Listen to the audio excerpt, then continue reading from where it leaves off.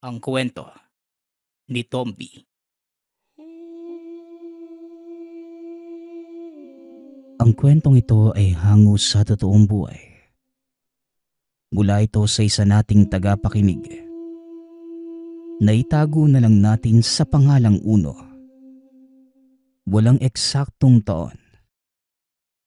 Probinsya ng Negros Occidental. Nang mga panahong ito, naninirahan sa bayan ng Isabela Negros itong si Uno.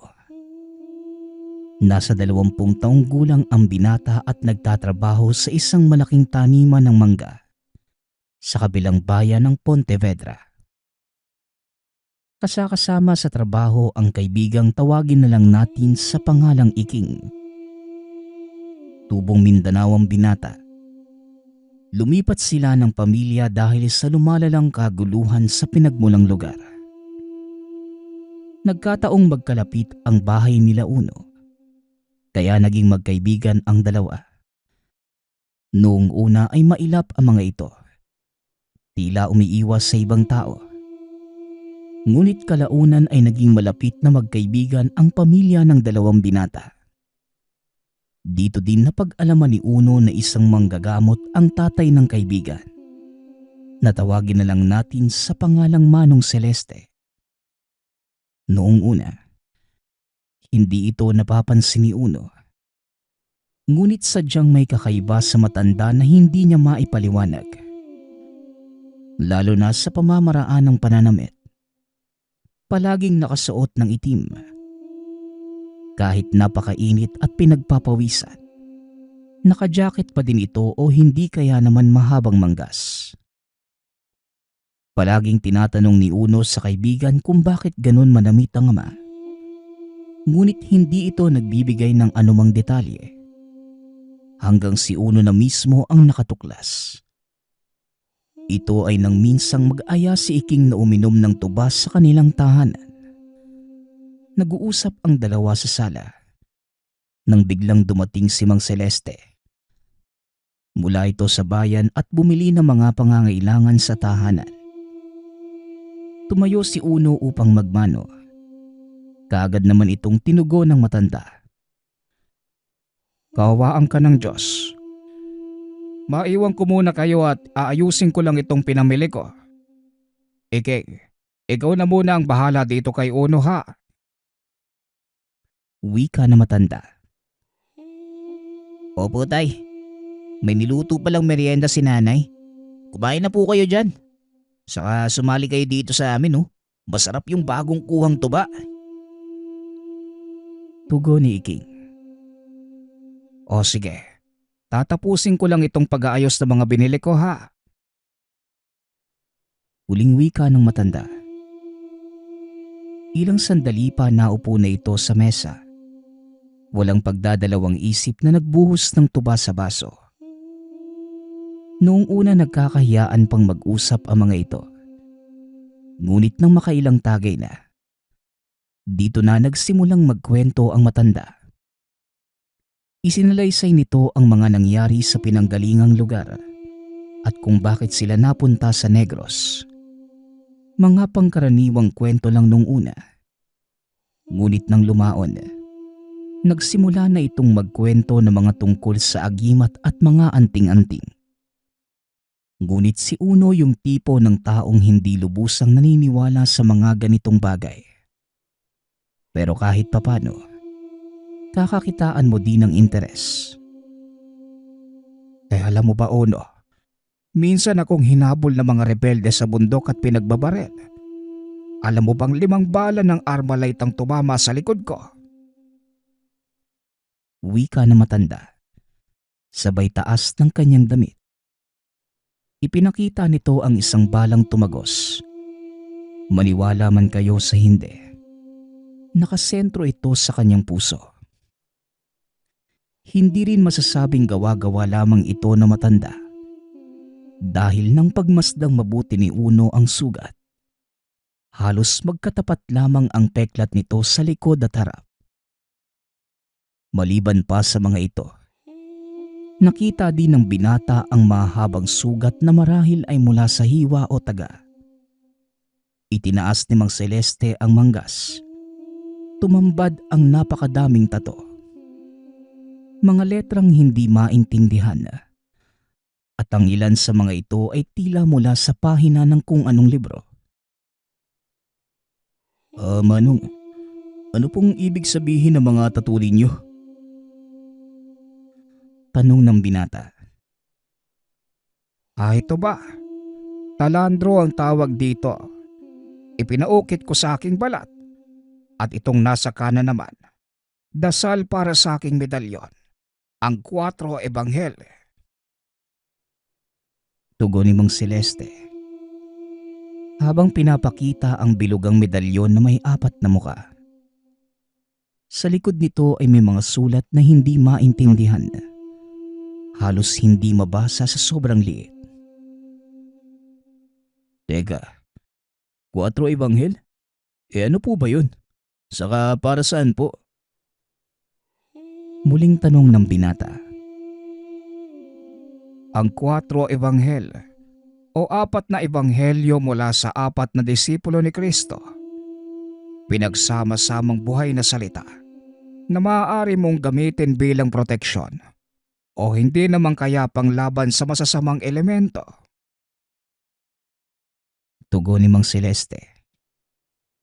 Ayon pa dito, yon ang dahilan kung bakit siya nakaligtas sa tama ng bala nang habulin ng mga rebelde.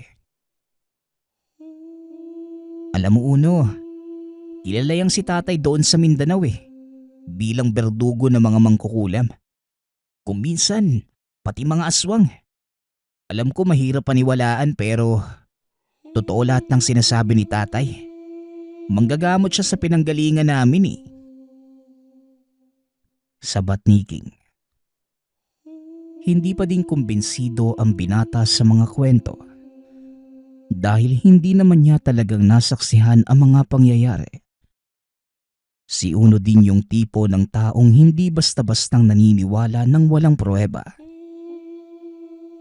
Marami pa silang napag-usapan ng araw na yon. Hindi na namalayan ng oras. Napansin na lamang ni Uno ang pagtilaok na manok. Naku po, madaling araw na pala. Hindi ko na malayan Mauna na po siguro ako, Manong Celeste.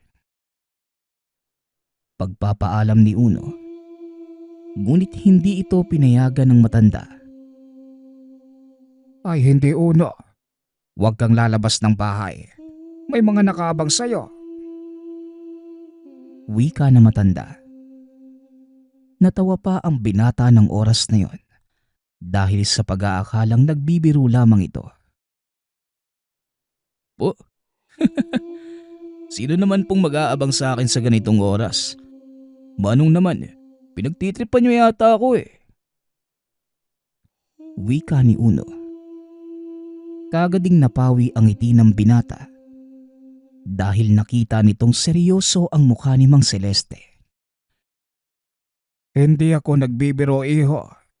At ang nakaabang sayo, hindi mga pangkaraniwang tao. Wika ni Mang Celeste. Tumayo si King at dali-daling kumuha ng itak. Akmang magsasalita pa sana si Uno nang bigla itong patahimikin ng kaibigan. Huwag kang maingay pare. Naririnig mo ba yan? Wika ni King habang nakaturo sa bubong. Nakinig naman si Uno. Napatakip ng bibig nang marinig ang tila ungol ng baboy. Ano yun King? May baboy sa bubong? Tanong ni Uno. Hindi baboy ang isang yan iho. Aswang ang nilalang na nasa itaas ng bubong namin. Ngayon, kung hindi ka pa din naniniwala, mag-antay ka dito. At ako mismo ang magpapatunay sa iyo na totoo ang mga aswang. Wika ni Mang Celeste. Dali-dali itong lumabas ng bahay. Bit-bit ang itak at isang latigong gawa sa kung anong buntot ng hayop. Tumayo ang matanda sa bakuran habang pinakikiramdaman ang paligid. Nang biglang may kumuluskos sa gawing likod ng bahay. Tumakbo ang matanda para tignan kung ano ang may gawa. Ngunit wala na itong naabutan.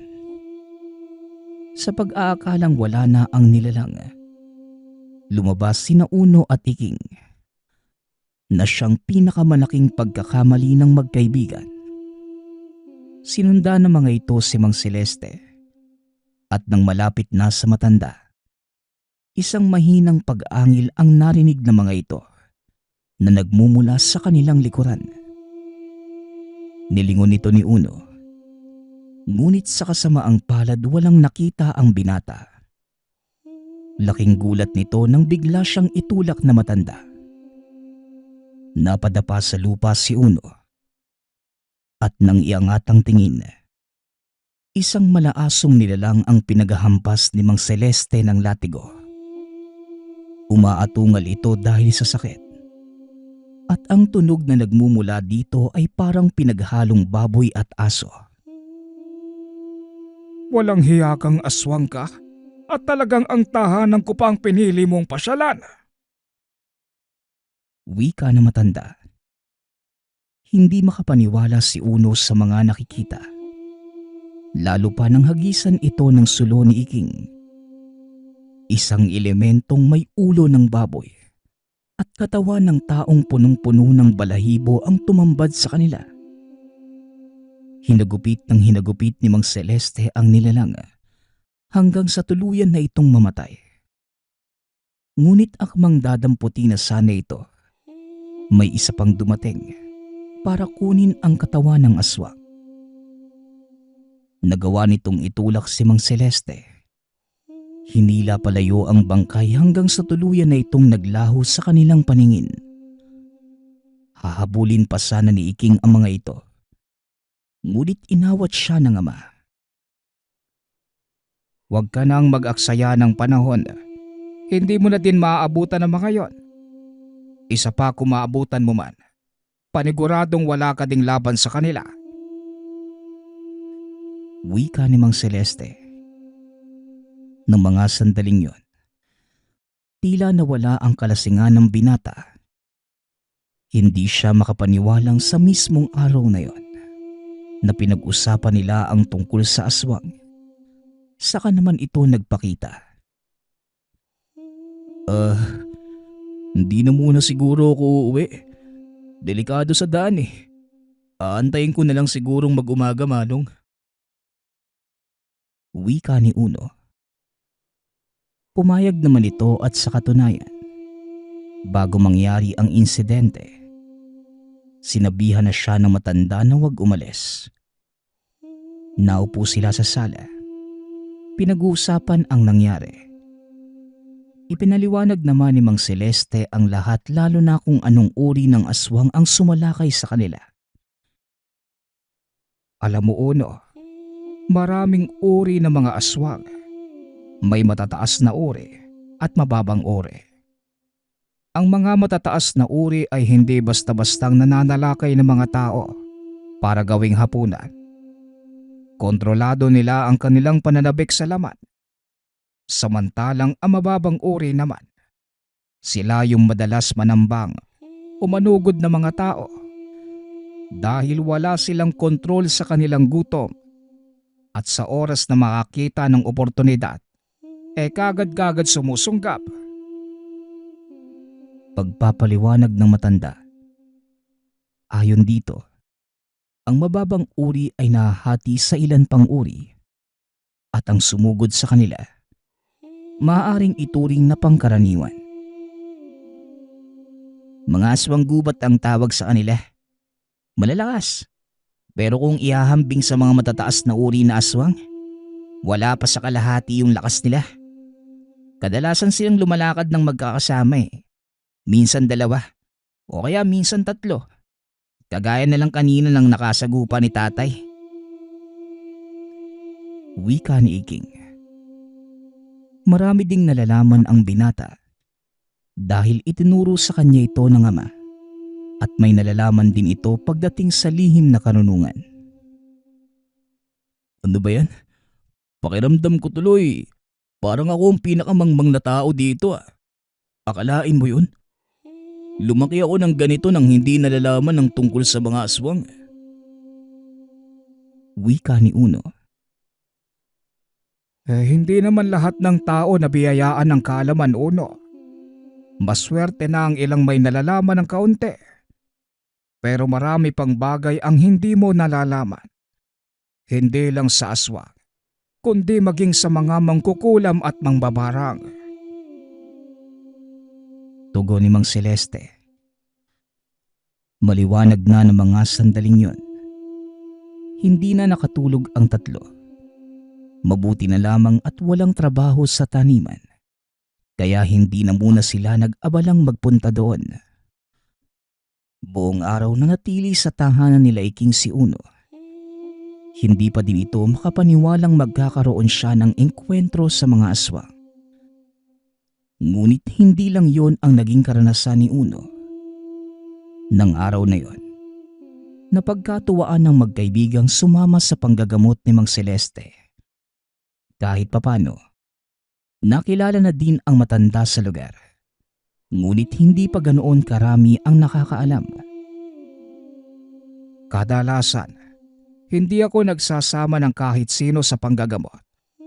Pero ngayon, isasama ko kayo para makita nyo ang sinasabi kong kakayanan ng tangan kong medalyon. Wika ni Mang Celeste. Habang naglalakad papunta sa tahanan ng pasyente, nakiusap ito sa matanda na siya na ang pumunta dahil hindi na makalakad ang pasyente dahil sa sobrang pamamaga ng katawan. Binalaan na din ng matanda ang dalawa na kung mahina ang kanilang sikmura, wag na silang tumuloy. Lalo namang napukaw ang kuryosidad ni Uno.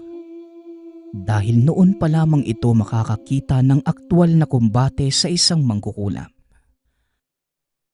Pagkarating sa tahanan ng pasyente, kaagad nang sinimula ni Mang Celeste ang panggagamot. Samantalang sina Uno at Iking naman, nakatayo lamang sa sulok. Bago pa man magsimula ang matanda, napansin ni Uno ang manakanakang pagbuka ng bibig ng pasyente na tila isdang humihigop ng hangin. Sinabi ni Uno ang mga napansin kay Mang Celeste. Napangiti ang matanda. Mabuti at napansin mo, Uno. Mahalagang obserbahang mabuti ang pasyente bago ka magsimula. Dito pa lamang matutukoy mo na ang ginawa ng mangkukulam o nilalang na gumagambala sa pasyente. Pangaral na matanda. Matapos lumuhod ito at nagsimulang mag-usal. Ayon kay Iking, dasal pang proteksyon ang inuusal nito para sa pasyente, maging sa buong tahanan.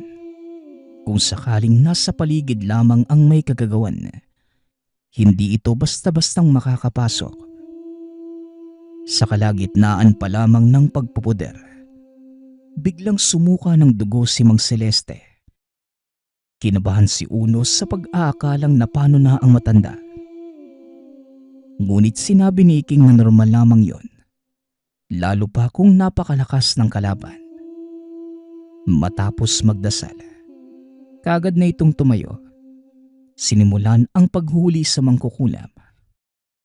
Hindi na nagtanong pa si Mang Celeste at una pa lang, alam na niya ang dahilan ng sakit. Ilang sandali pa, naupo na si Mang Celeste sa tabi ng pasyente. Sa pagkakataong yon, nahuli na nito ang mangkukulam. Hinawakan ng matanda ang kamay ng pasyente at naglabas ng palito ng posporo. Inobserbahan ni Uno ang susunod na gagawin ng matanda. Inusalan niya ng dasal ang palito. Pagkatapos ay tinutok ito sa hintuturo ng pasyente. Nanayo ang balahibo ni Uno nang bigla itong mapasigaw. Pangalan? Wala akong sasabihin sa'yo. Sinabi ng pangalan. Manigas ka manggagamot. Ganon. Nakikipagmatigasan ka sa akin. Pag-uusap ni Mang Celeste at ng nakasapi. Patuloy na nagmamatigas ang mangkukulam sa loob ng katawan ng pasyente na tila walang balak sumuko. Napapasigaw ito sa tuwing hihipa ng matanda ang daliri at itututok sa kanyang tiyan.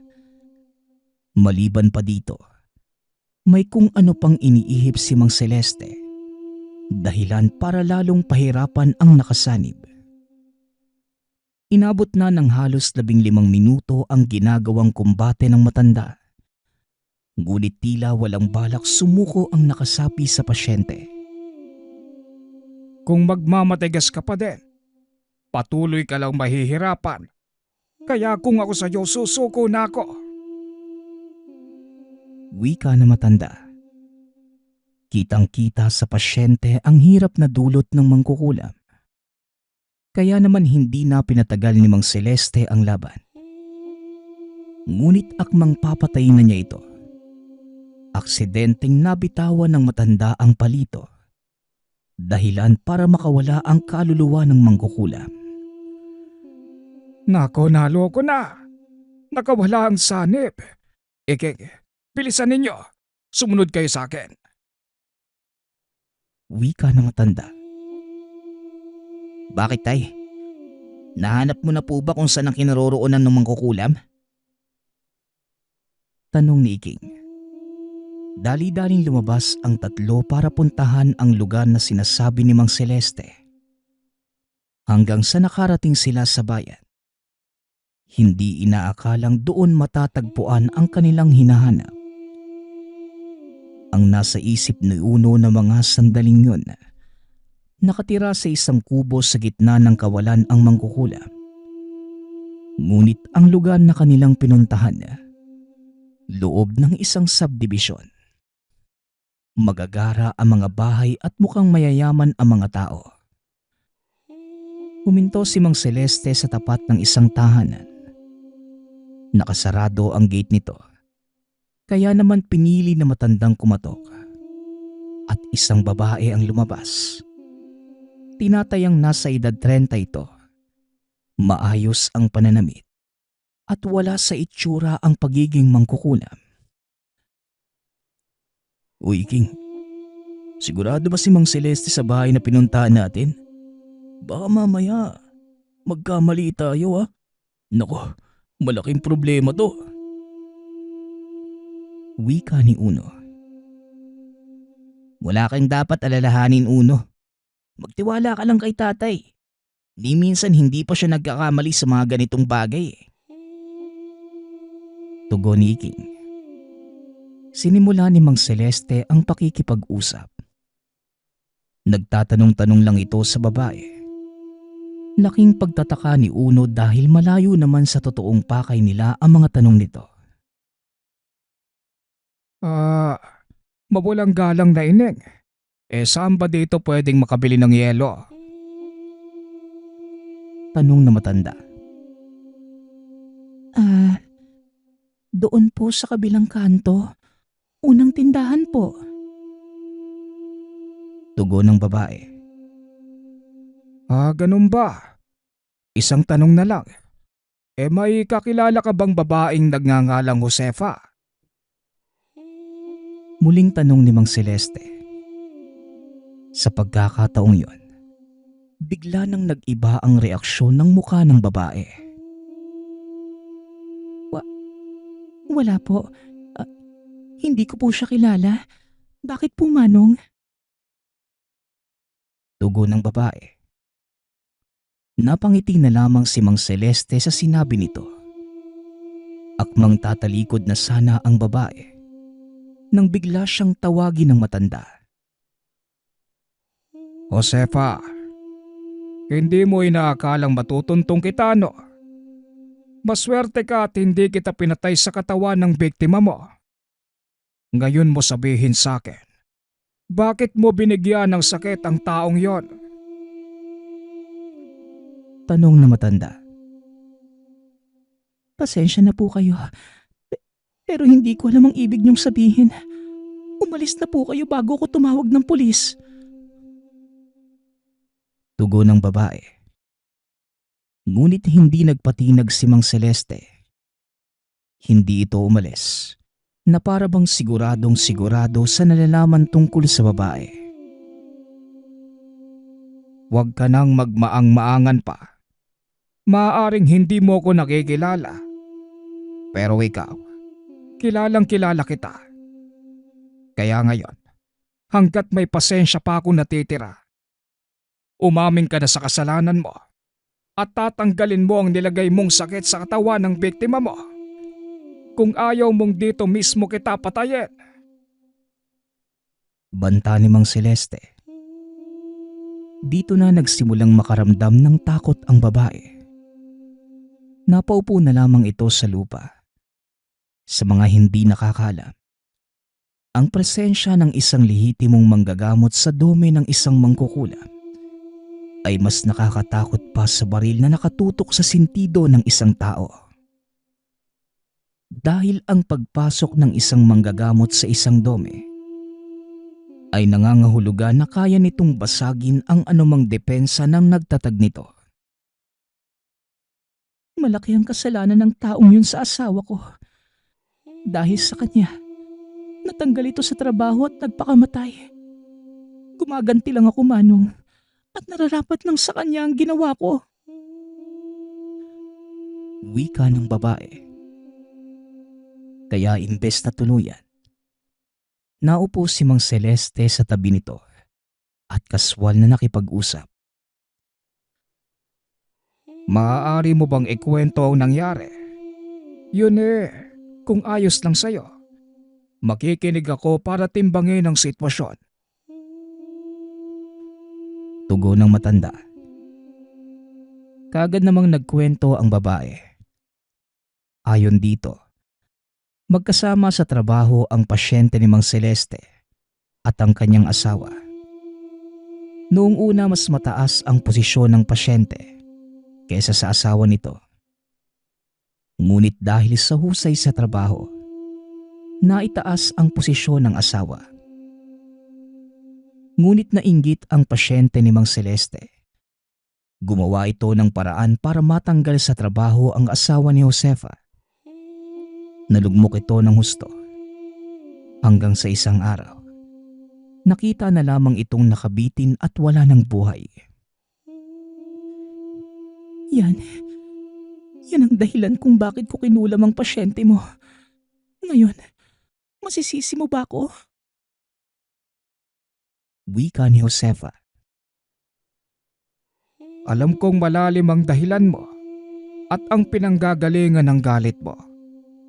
Ngunit may Diyos tayong nakakakita ng lahat at tanging may karapatang magbigay ng kaparusahan sa mga nagkasala.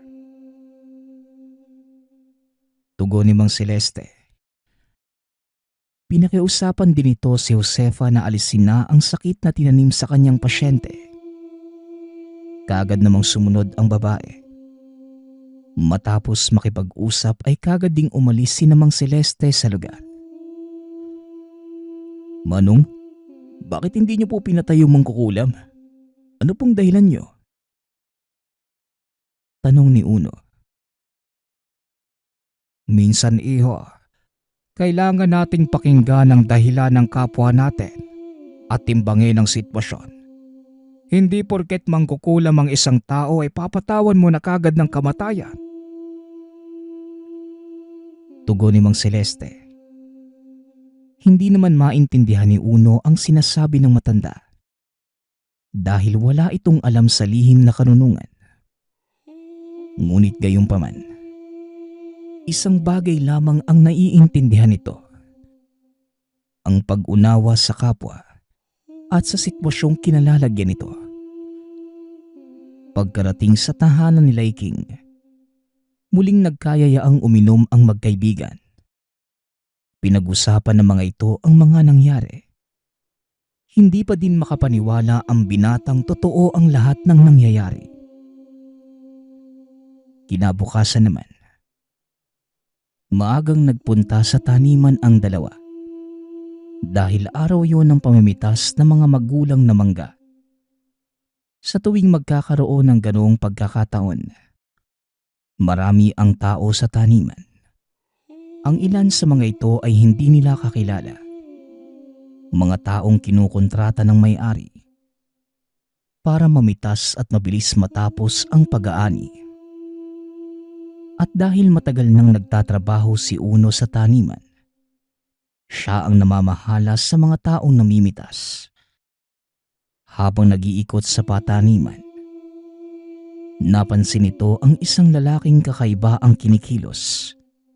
Mag-isa itong nagtatrabaho. Wala namang masabi ang binata dahil nagagawa naman ng maayos ang mga gawain. Nagpatuloy sa paglalakad si Uno at sa gawing unahan lang, napansin nito si Iking na tila minamatyagan ang lalaki. Uy pare, anong ginagawa mo dyan? Bakit nakatingin ka sa taong yan? Tanong ni Uno. Nagdududa lang ako sa kilos niyan pare. Saka, iba yung pakiramdam ko sa taong yan.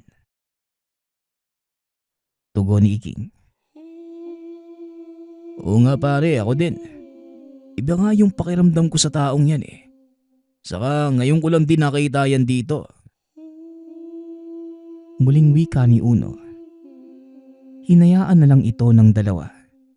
Nagpatuloy na sa trabaho. Kinahapunan ng matapos ang gawain.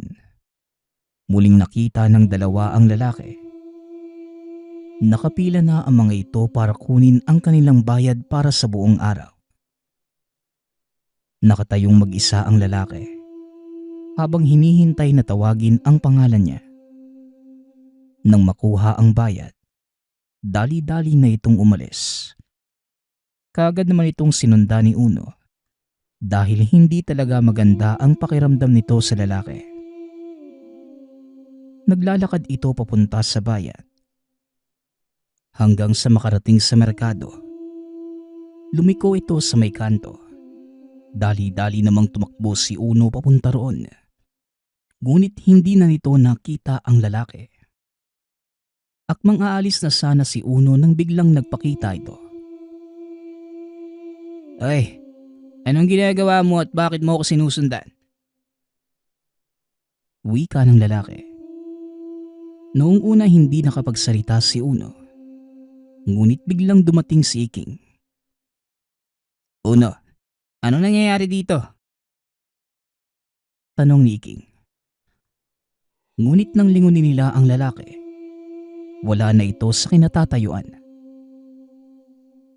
Buti na lang dumating ka pare. Hindi na ako makagalaw kanina eh. Akala ko nga mapapahamak na ako eh. Wika ni Uno. Nako, ginamitan ka ng tigalpo ng taong yon. Sinasabi ko na nga be, hindi siya pangkaraniwan.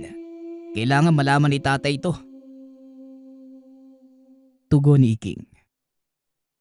Pagkarating sa tahanan, kaagad nilang sinabi kay Mang Celeste ang nangyari. Ano bang ginagawa ninyo? Bakit ka tinigalpo nung lalaki? Tanong ng matanda. Wala naman po manong. Sinundan ko lang naman yun eh. Tapos, gano'n na po yung nangyari. Tugon ni Uno. Hindi ko matutukoy ang kakayanan ng isang tao hanggat hindi ko ito nakakaharap. Kung talagang masama ang intensyon niya sa inyo, hahanapin at hahanapin ka nila. Muling wika ni Mang Celeste. Bahagyang natakot si Uno. Lalo pa nang ipinaliwanag ni Mang Celeste ang maaaring magawa ng tigalpo. Naku Iking, baka kung ano na mangyari sa akin pare ah. Hindi ko pa naman alam ang gagawin ko. Wika ni Uno. Huwag kang maglala pare. Ihingi kita ng pangontra ng tigalpo kay tatay. Tugon ni Iking. Nang nasa taniman na ang dalawa, hinanap nila yung lalaki ngunit hindi na ito bumalik pa. Nakahinga ng maluwag si Uno nang malamang wala na ang lalaki. Ngunit kinahapunan, Habang pauwi silang magkaibigan, muli na naman nila itong nakasalubong. Magandang hapon. Huwag kayong mag-alala. Wala naman akong masamang intensyon sa inyo. May tatanong lang ako. Bakit niyo ako sinundan noong nakaraang araw? Tanong ng lalaki. Hindi nakapagsalita ang dalawa dahil sa gulat. Ngunit kalaunan ay nagawang sumagot ni Uno. Wala naman po akong masamang intensyon sa pagsunod eh. Nagtataka lang ako. Doon ko lang kayo nakita sa taniman eh. Yun lang naman po. Tugon ni Uno. Ganun ba? Pasensya ka na kung binato kita ng tigal po. Ang akala ko isa ka sa mga humahabol sa akin. Muling wika ng lalaki. Sandali nga lang, may humahabol sa inyo? Ang ibig ko pong sabihin maaari po ba naming malaman kung ano ang dahilan? Tanong ni Iking. Oo naman, at para din sa kaalaman ninyo, may hinahanap akong taong nagngangalang Celeste. Tugon ng lalaki. Nagulat ang mga ito nang marinig ang pangalan ng tatay ni Iking. Bakit niyo naman po siya hinahanap? Tanong ng binata. Napag-utusan lang ako ng nakakatanda niyang kapatid. May mahalagang bagay lang akong sasabihin sa kanya. Napag-alaman kong dito siya naninirahan malapit sa taniman Kaya nagbabakasakali lang ako. Wika ng lalaki. Nagkatinginan si Iking at Uno. Ngunit hindi pinahalata ng mga ito na kilala nila si Mang Celeste. Paano naming malalaman na wala kang masamang tangka sa kanya? Tanong ni Iking. Siya mismo ang makakapagsabi nun. Kaya pakiusap, kung kilala niyo ang taong sinasabi ko, samahan niyo ako sa kanya. Tugon ng lalaki. At para mas pagkatiwalaan siya ng dalawang binata, nagpakilala ito sa pangalang Undoy. O sige, dadalhin kita sa kanya. Sumunod ka sa amin. Wika ni Iking. Saktong nasa labas ng tahanan si Mang Celeste. Habang nagsisibak ng kahoy, nabitawan nito ang dalang palakol nang makita kung sino ang kasama ng dalawang binata. Ondoy, ikaw nga ba yan? At salamat sa Diyos at buhay ka pa. Wika na matanda. Habang naglalakad papunta sa kinaroroonan ng tatlo. Opo, Mang Celeste. Mabuti na lang at kilala ka ng dalawang ito. Wika ni Ondoy. Paano kang hindi makikilala ng mga yan? Anak ko ang isa sa kanila. Hindi mo ba nakikilala si Iking? Aba, oo nga no. Kaya pala napakapamilyar ng itsura ng binatang ito.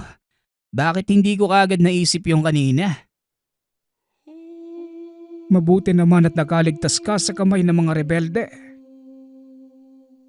Ito nga po ang pinunta ko sa inyo ngayon.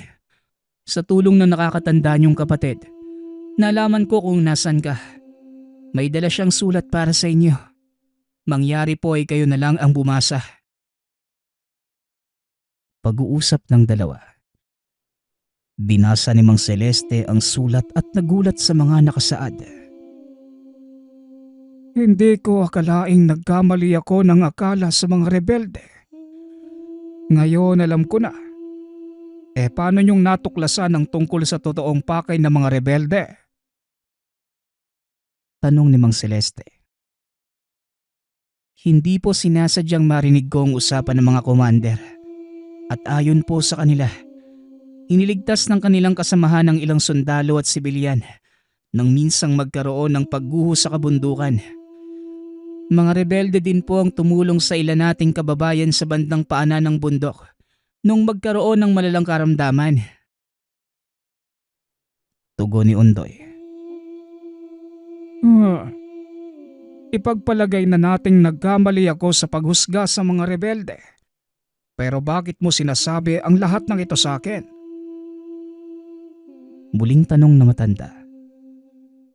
Biglang natigilan si Ondoy sa pagsasalita. At nang maramdaman ni Manong Celeste na nag-aalinlangan na ito, muli niyang tinanong si Ondoy. Anong nangyari sa commander ng mga rebelde? At saan ko sila matatagpuan? Talaga, Manong? Iking, uno, sasama din kayo kaya maghanda na kayo.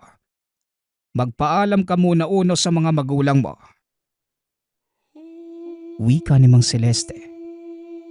Dali-dali namang tumakbo pauwi si Uno at nagpaalam sa mga magulang. Pagkabalik nito, nakahanda na din ang mga gamit ni Namang Celeste. Hindi na nagsayang pa ng oras ang mga ito. Kaagad na silang sumakay ng bus papunta sa kabilang bayan, kung saan naglalagi ang commander at ang ilan sa mga kasamahan nito. Habang nasa daan, muling ikwinento ni Ondoy ang pangyayari. Ayon dito, tinamaan ng hindi kilalang sakit ang commander nang minsang makabangga ang ilang hukbo ng mga Moro. Hindi may kakaila ang kaalaman ng mga Moro pagdating sa larangan ng lihim na karunungan. Kagaya nating mga Kristiyano, may mga kaalaman ding minana ang mga ito mula sa kanilang mga ninuno. At ang ilan sa mga dasal ay lubhang mapanganib kapag ginamit sa maling paraan. Pagpapaliwanag ni Mang Celeste, inamin din ito na kung may isang bagay siyang kinakatakutan, ito ay ang makabangga ang mga Moro sa isang kumbate. Inabot din ng ilang oras bago sila makarating sa bayan ng Kawayan. Mula naman sa mismong kabisera, kailangan nilang maglakad paakyat sa matarik na bundok para marating ang pinagkukutaan ng mga rebelde. Pagkarating sa lugar, kaagad silang sinalubong ng ilan sa mga kasama ni Ondoy. Nagulat ang matanda nang makita ang kapatid nitong tawagin na lang natin sa pangalang Alfonso. Ano ang ginagawa mo kasama ang mga rebelde, Alfonso? Tanong ni Mang Celeste. Maligayang pagdating, Celeste. Sinamahan ko ang commander papunta sa lugar na ito. Walang ibang makakatulong sa kanila kundi ako. Hindi kumpleto ang kwento ni Ondoy sa akin. Maaari bang ikaw na ang pumuno ng kulang na detalye? Sino ang nakabangga ng kasama ninyo? Isang pinuno ng tribo ng mga tausog. Inakala namin nung una nakasapi sila ng mga teroristang nananalakay sa Mindanao at hindi sinasadyang magkaroon ng engkwentro sa pagitan. At huli na nang malaman namin na tinaniman na pala ng sakit ang commander. Kung ganon, isang malaking pagkakamali ang lahat. Madali lang namang gamutin ang sakit na yan. Ngayon ang katanungan na lang ay kung handa bang makipag-ugnayan ng pinuno ng tausog. Pag-uusap na magkapatid. Hindi na nakasagot ang nakakatandang kapatid ni Mang Celeste. Sinamahan na lang niya ito sa loob ng tolda kung saan nakahiga ang commander. Nanlaki ang mga mata ni Uno nang makita ang kalunos-lunos na kalagayan nito. Halos naaagnas na ang kanang paa at dahil doon ay naglalabas na ito ng hindi magandang amoy. Halos masuka ang dalawang binata sa nakitang tanawin. Ngunit bilang pagrespeto sa mga taong naroon, pilit na pinigilan ng mga ito na maduwal. Pangungunahan ko na kayo. Maaaring huli na ako. Hindi ko na maililigtas ang kasama ninyo. Sobrang hina na ng kanyang dungan at hindi ko na maaaring pasanibin sa katawan niya ang kung sinong may kagagawa nito. Pangalawa, maaaring isang malakas na babaylan ang nagbigay sa kanya ng sumpa. Kaya alam nating lahat na hindi ako maaaring makipagsagupaan sa mga ganong uri ng tao. Pagpapaliwanag ni Mang Celeste. Naunawaan naman ito ng mga rebelde. kagad nang sinimula na matanda ang panggagamot. Hindi nga ito nagkamali. Ngunit ang mas malala pa, hindi lang iisang babaylan ang may gawa, kundi 5 malalakas at nakakataas na manggagamot. Sinubukan ni Mang Celeste na kumonekta sa mga ito. Ngunit sa kasamaang palad, hindi niya magawang makalusot. At kahit na anong gawin niyang pakikipag-usap, ang binabalik sa kanya ng mga ito ay malalakas na dasal pang kombate. Nanginginig ang katawan ni Mang Celeste. Ngunit patuloy itong nakikipagbuno sa 5 malakas na manggagamot. Pinagtutulungan siya ng mga ito. Ngunit walang balak na sumuko ang matanda. Hanggang sa tuluyan na itong napaluhod. Unang bahagi pa lamang ito ng panggagamot. Halos hindi pa siya nangangalahati sa prosesong yun. Ni hindi pa nga nito nagagawang kausapin ang kahit isa sa mga kalabang manggagamot. Mang Celeste, bakit hindi po muna kayo magpahinga sandali? Wika ni Ondoy. Magandang ideya, Ondoy. Hindi ko kakayanin ang kanilang depensa. At kung hindi ako makakaisip ng paraan, walang pag-asang gumaling ang commander. Tugon ni Mang Celeste habang umiinom na mainit na kape. Iniisip nito ang mga maaaring gawin. Dala-dala niya ang kanyang libreta at ilan sa mga talandrong kadalasang ginagamit sa panggagamot. Habang binabasa ang mga ito, biglang nagsalita ang natutulog na commander. Lumapit ka, Kristiyanong manggagamot. Ano ang gusto mong malaman? Napatayo si Mang Celeste. Dali-daling lumapit sa higaan ng commander. Salamat naman at tumugon kayo sa panawagan ko. Napakadami kong katanungan at magsisimula ako sa... Hindi na naituloy na matanda ang sasabihin dahil muling nagsalita ang commander. Ako ang magbibigay ng mga dapat mong malaman at hindi mo kailangang magtanong.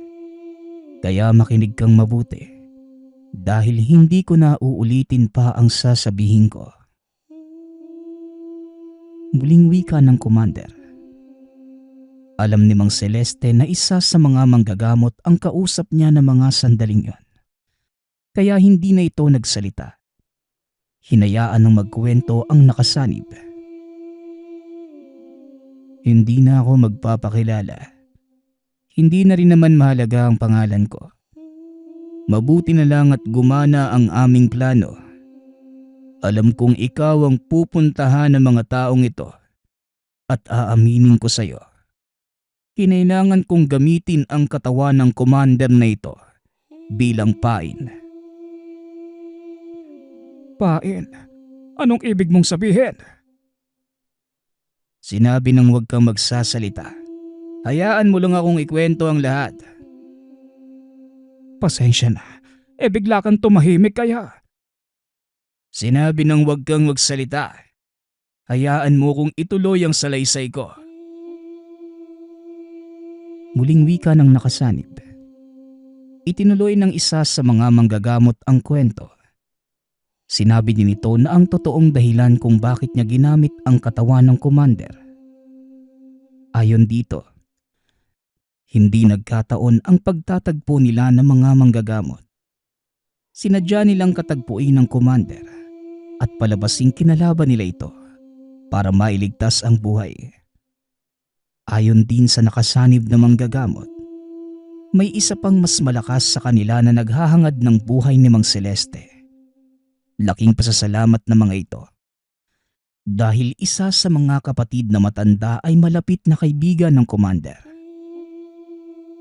Sa makatuwid, naparito kami para bigyan kayo ng babala.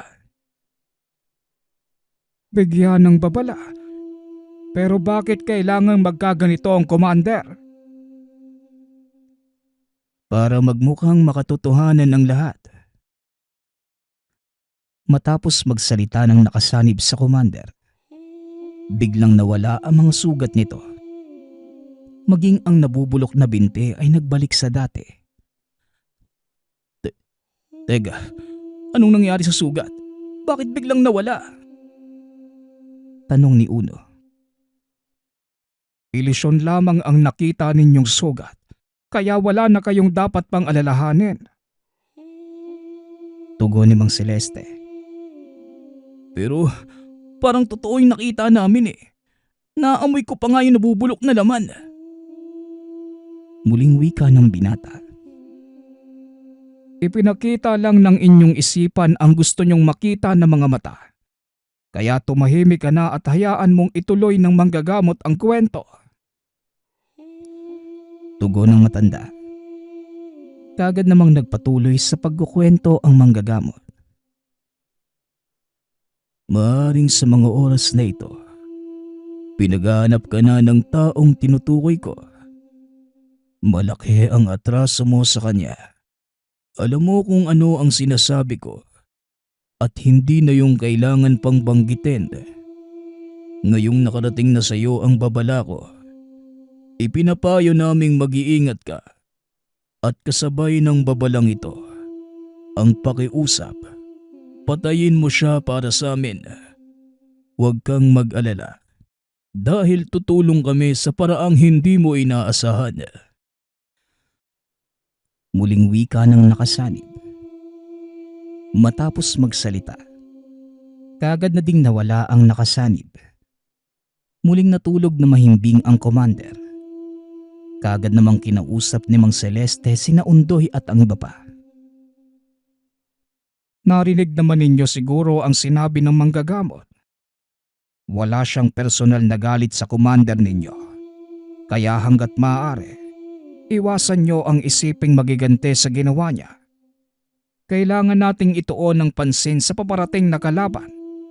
Alfonso, kailangan kitang makausap ng sarilinan. Wika ni Mang Celeste.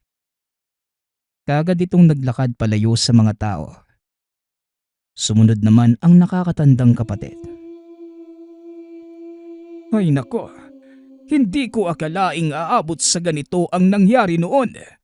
Pero wala na tayong magagawa, Celeste. Pagtulungan natin ang kalaban. Wika ni Alfonso. Pinaalalahanan na kita noon, Alfonso. Hindi maaaring hindi gagante ang nakalaban natin. Kahit pa alam mong nasa tama ka. Sana, inisip mong maaari silang gumante dahil para sa mga mambabarang na yon, walang silbi ang tama at mali. Pag-uusap ng dalawa. Kagad na ding umalis si Mang Celeste. Nilapitan ito ng dalawang binata at kinausap. Tay, tama po ba yung iniisip ko? Bumalik nga ba yung mambabarang na nakalaban ni Tio Alfonso? Tanong ni Iking. Oo, Iking. At sa pagkakataong ito, higit na siyang mas makapangyarihan. Tugon ni Mang Celeste. Paano niyo naman pong nasabi, Manong? Tanong ni Uno. Sapat na ang paghingi ng tulong ng 5 manggagamot ng tausog bilang patunay ng lakas ng taong sinasabi ko. Kinakatakutan nila ito. Ang ibig sabihin lang, minsan na din nilang nakaharap ang mambabarang na yon. Tugon ni Mang Celeste. Kung ganun tay, ano pong pwede nating gawin? Hindi ba pwedeng magtago na lang tayo? Matagal na tayong nagtatago, Iking. Hindi ba ito nga ang pangunahing dahilan kung bakit kinailangan kong iwanan ng kapatid at nanay mo sa Mindanao? Tama na ang pagtatago. Panahon na para harapin ang kalaban ni King nang matapos na at matahimik na ang lahat. Kung malakas po yung kalaban, ano naman po yung pwede nating gawin? Isang bagay na lang ang alam kong maaaring makatalo sa kanila. Ito ay ang huling orasyon ng 4 Ebanghel. Hindi ko pa nagagamit ang dasal na ito ni minsan. Pero ngayon, Mukhang kakailanganin ko na ito. Pag-uusap ng tatlo. Matapos ay naglakad ang matanda papasok ng gubat. Sinabihan nito ang mga kasamang wag siyang iistorbohin. Nanatili namang nakabantay sina Uno at Tiking. Hindi kalayuan sa kinaroroonan ng matanda. Uy, Ging, ano ba talagang gagawin ni Manong Celeste? Tanong ni Uno. Isasagawa niya ang huling debosyon ng 4 Ebanghel. Delikadong orasyong yun. Kaya naman hindi tayo pwedeng lumapit sa kanya habang ginagawa niya ang ritual. Tugon ni Iking. Ilang minuto pa ang nakalipas. Unti-unting nararamdaman ni Uno ang pagbigat ng katawan. Kasunod nito, pananakit ng ulo at mahinang ugong sa tenga. Napasandal ang binata sa puno at habang tumatagal, lalong lumalala ang nararamdaman. Nang lingunin nito si Iking, nagulat ang binata dahil wala nang malay ang kaibigan. Akmang tatayo na sana ito nang bigla namang umikot ang paningin. Dahan-dahang bumagsak sa lupa. Walang kaalam-alamang dalawa sa nangyari. Nagising na lang ang mga itong nakahiga sa ilalim ng isang tolda. Pagbangon ni Uno, kagad niyang nakita si Mang Celeste. Wala na itong damit pang itaas at tila naghahanda na sa isang digmaan. Hindi nga nagkamali ang manggagamot. Nandito na ang mambabarang. Wika ni Mang Celeste. Kakasabi pa lamang na matanda sa katagang yon nang isa-isang nagsipagbagsakan ang mga kasama nilang rebelde. Hindi naman naapektuhan ng dasal ang dalawang binata dahil sa proteksyong ginawa ni Mang Celeste sa paligid. Sinabihan din ito ang dalawa na wag lalabas sa tolda. Ilang sandali pa, nakita ng mga ito ang isang lalaking may mahabang buhok. May bitbit itong tungkod at sa bawat paghakbang ay nahuhulog mula sa katawan nito ang makamandag na mga insekto. Hindi ka na makakatakas sa akin. Kahit na saan ka pa magpunta, Celeste. Oras na para harapin ang katapusan mo. Wika na mambabarang. Ganun pa. Pero mukhang may mali yata sa sinabi mo. Hindi kaya ikaw ang lumalakad papunta sa kamatayan mo? Masyado ka pa ding mayabang. Para ipaalam ko lang sa'yo. Hindi na ako katulad ng dati mong nakalaban. Pag-uusap ng dalawa. Kagad nagbato ng tigalpo ang mambabarang. Ngunit bumalik din ito sa kanya. Hindi na din ako ang dating matandang naawa sa iyo noon. Sa dami ng nadamay dahil sa galit mo, hindi na kita maaaring palampasin ngayon. Wika ni Mang Celeste. Nagusal ng dasal ang matanda. Dahilan para mapaluhod ang mambabara. Tinatakpan nito ang tenga habang nagmamakaawang ihinto ng matanda ang ginagawang pag-usal. Samantala, habang naglalaban ang dalawa, ipinaliwanag naman ni Iking kung ano ang ginagawa ng ama. Ang tawag sa ritual ni tatay, pagsasali ng awit sa hangin. Isa ito sa mga sangay ng kaalaman ng 4 Ebanghel. Simpleng dasal, pero lubhang mapanganib para sa mga nilalang na gumagamit ng kakayanan sa kaliwa. At kung hindi matutuklasan ng kalaban ng kahinaan ito, tuluyan lang siyang mamamatay. Wika ni Iking. Habang pinagmamasda ng ama, sunod-sunod na tigalpo ang binabato nito sa mambabara. Dagdag mo pa ang mga atake ni Alfonso. Mga walang hiya kayong magkapatid. Magbabayad kayo sa akin. Wika ng mambabara.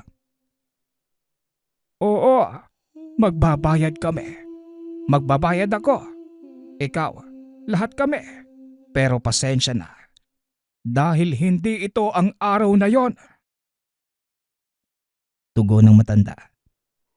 Itinaas ang kamay. Nang makita ito ni Iking, inutusan nito si Uno na takpan ng tenga dahil hindi nito maaaring marinig ang mga orasyon. Tumingin sa paligid si Uno. Nakitang nakatakip ng tenga ang lahat. Nang muling ibaling ng binata ang tingin sa matanda, nag-uusal na ito ng orasyon. Samantalang ang mambabarang naman, pilit nilalabanan ang epekto ng dasal. Ngunit hindi nito kinaya ang bigat ng parusang dala ng kakayanan ng matanda. Kailanman, hindi mananalo ang isinumpang karunungan laban sa aral ng Diyos. Sinabi ko na ito sa iyo noon, ngunit hindi ka nakinig. Kaya ngayon, tanggapin mo ang kaparusahang ipapataw sa iyo ng kalangitan. Wika ng matanda. Itinapat ni Mang Celeste ang kamay sa leeg ng mambabara. Ikinuyom ang palad. Napasigaw ito na tila sinasakal. Kalaunan tuluyang bumagsak. Alfonso, pugutin mo na ang ulo niya. Utos ni Mang Celeste. Kaagad namang sinunod ni Mang Alfonso ang sinabi nito. Nakahinga ng maluwag ang lahat. Hindi nila inaakalang matatapos ang laban ng ganong kabilis.